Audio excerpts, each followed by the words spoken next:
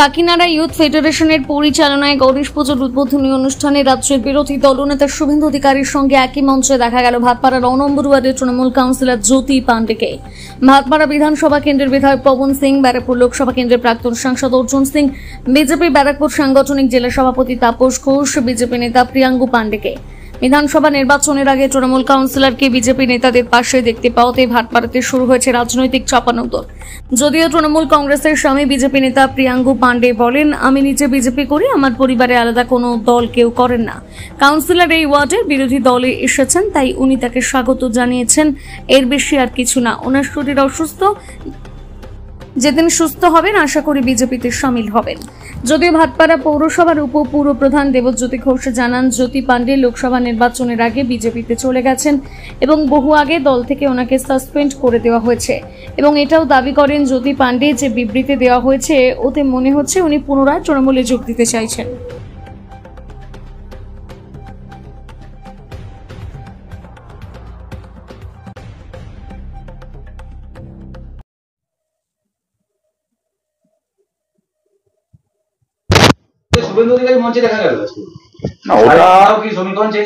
ওটা নিজের ওয়ার্ডে ওনার এই গণেশ পুজোটা আছে। ইউথ ফেডারেশন বিগত কয়েক বছর থেকে আমাদের সবাইকে নিমন্ত্রণ করে সেই হিসাবে নিজের কাউন্সিলরকে ইনভাইট করে, তো সেটা গণেশ পুজো আছে, ওর মধ্যে উনি সম্মিলিত হয়েছেন।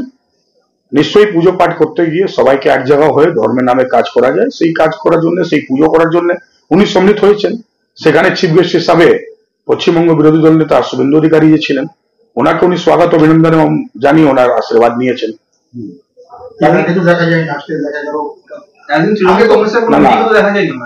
না না, অনেক তৃণমূল কংগ্রেস তো যেদিন থেকে আমি বিজেপি জয়েন করেছি সেদিন থেকে ওনাকে ডাকেই না। যেদিন আমি বিজেপি জয়েন করলাম সেই দিনে রাত্রিবেলায় ওয়ার্ড অফিসে তালা চেঞ্জ করে নিজে কন্ট্রোলে পৌরসভা নিয়ে নিল। এখানে ওয়ার্ড অফিসে তো ওনার রেসিডেন্সিয়াল অব্দি চলতে দেয় না, সিআইসি তে রেসিডেন্সিয়াল চলে। আজকে দিনে যেটা আমরা লিখে পাঠাই সে কাজ হয় না। তো কাউন্সিলর ওনাকে নিশ্চয়ই এখানকার সাধারণ পাবলিক করেছে, কিন্তু এখানকার তৃণমূল কংগ্রেসের যে বোর্ড চলছে সে কিন্তু কোনো মতে আজকে দিনে কাউন্সিলর মর্যাদা দিচ্ছে না। তৃণমূল কংগ্রেস থেকে যদি বলে যে আপনার কাউন্সিলর কেন সেটা কিসের জন্য, ওটা চিন্তা ভাবনা কেন করতে যাবে মানুষ? এটা ধর্মের কাজ, ধর্মের সঙ্গে যুক্ত হবে না। আমি তো একই বাড়িতে, আমি তো বিজেপি করি, আমি বিজেপি করি, তাহলে আমার বউ তো আমার সাথেই থাকবে, আলাদা কোনো থাকবে?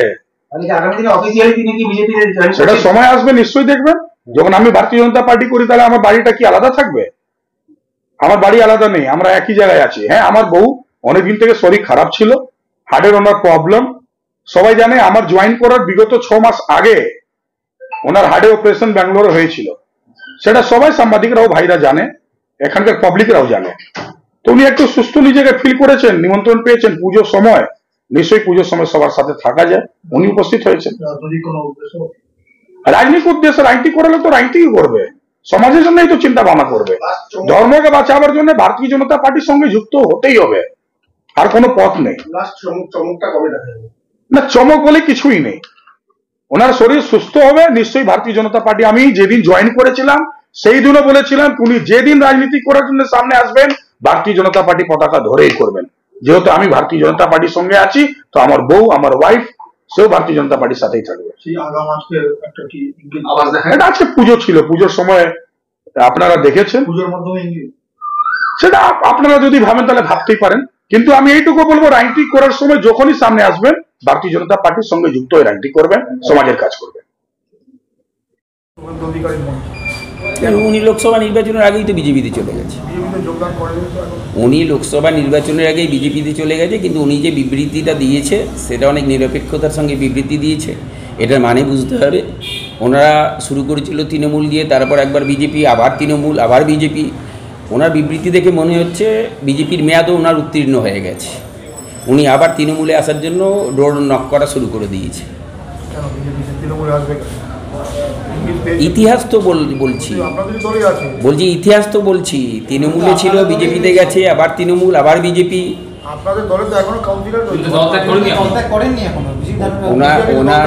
উনি আগেও ওনাকে বিজেপির মঞ্চে দেখা গেছে, বিজেপির সব প্রোগ্রামে ওনাকে দেখা গেছে, কিন্তু সেটা উনি অস্বীকার করছে। ওনার হাজব্যান্ড অ্যাক্টিভলি বিজেপি করছে, কিন্তু ওনার বিবৃতিটা যে নিরপেক্ষতার সঙ্গে উনি বিবৃতি দিয়েছে সেই দেখে মনে হচ্ছে বিজেপির মেয়াদও ওনার উত্তীর্ণ হয়ে গেছে। আবার মনে হচ্ছে দলীয়ভাবে কাউন্সিলরের কোনো ব্যবস্থা নেওয়া হচ্ছে না। কে বললো ব্যবস্থা কোনো সাসপেন্ড কোনো ব্যবস্থা নিয়েছেন দলীয়ভাবে কাউন্সিলরের উপর? উনি যে বিজেপিতে আছেন বলছেন। সাসপেন্ডেড নেতা তো ওনার হাজব্যান্ডের Suspend হয়ে গেছে। অভিযোগ যে তৃণমূলের থেকে কোনো তাকে ডাকাই হয় না বা কোনো কাজও করে দেওয়া হয় না। কাকে? কোনো বিজেপির নেতা মানুষের কল্যাণে যেসব কাজ হয়, মানুষের জন্য যেসব মমতা বন্দ্যোপাধ্যায়ের প্রকল্প আছে, মানুষের উন্নয়নে যেসব প্রকল্প আছে, কোনো প্রকল্পে তৃণমূলের কাউন্সিলর কিংবা তৃণমূলের নেতারা কোনোভাবে অংশ নেয় না। ওনাদের কাছে মানুষের উন্নয়নটা ম্যাটার করে না। ওনাদের সকাল দিয়ে রাত্রি পর্যন্ত একটাই ওনাদের এজেন্ডা, হিন্দু আর মুসলিম বিভেদের রাজনীতি। পৌরসভা থেকে জানবার চেষ্টা করবেন যে কেন শুভেন্দু অধিকারী মিটিংয়ে বিজেপিতে চলে গেছে, যাবে, আবার আমি কেন জানতে চাবো? আনুষ্ঠানিকভাবে তো সে যায়নি এখন। আনুষ্ঠানিকভাবে ওরা কীভাবে আনুষ্ঠানিকভাবে সেটা ওদের ব্যাপার। ওনার হাজব্যান্ড তিনি বিজেপি এখন সক্রিয় করুন। তাহলে আপনার দলে নেই? আমাদের দলে নেই তো, আমাদের দলে থাকে কোনো প্রশ্নই ওঠে না। কবে থেকে? লোকসভা নির্বাচনের পূর্বেই, লোকসভা নির্বাচনের আগে চলে গেছে। 2019 থেকে? হ্যাঁ, 24 19 না, এই লোকসভা নির্বাচনের আগে 24-এ। তাহলে এটাকে ওনার কি যদি তৃণমূল ছেড়ে যদি বিজেপি যাওয়ার তাহলে দলে কি কোনো ক্ষতি হলো? আমাদের ক্ষতি হয় না। দেখুন, আমাদের ছেড়ে শুভেন্দু অধিকারীও আমাদের ছেড়ে চলে গেছে। শুভেন্দু অধিকারী আমাদের কাছে লক্ষ্মী পেঁচা। শুভেন্দু অধিকারী বিজেপিতে যাওয়ার পর দেখবেন প্রতিটা নির্বাচনে আমাদের সিট আসন বৃদ্ধি পেয়েছে। তো এরা যত যাবে, এরা যত আসবে, যত যাবে, আমাদের আসন বৃদ্ধি পাবে।